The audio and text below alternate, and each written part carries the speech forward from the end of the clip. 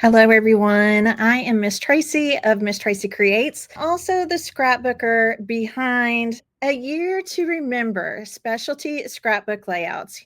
Y'all, this was so much fun to design, and I think it's really going to help those of you that are scrapbookers out there, whether you're just getting started or you're a veteran, right? You've been scrapbooking for as long as you can remember.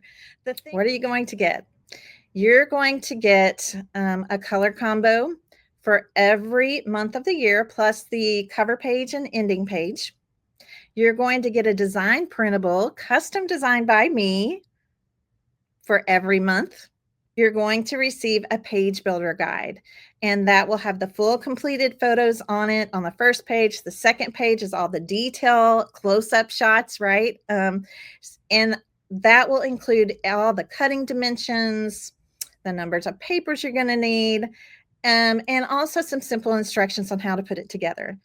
Now, even on top of all of that, we're also giving you a link to a pre-recorded live video that I recorded when I was teaching these layouts in the Page Builders Clubhouse. But you'll get to watch me actually put the layout together.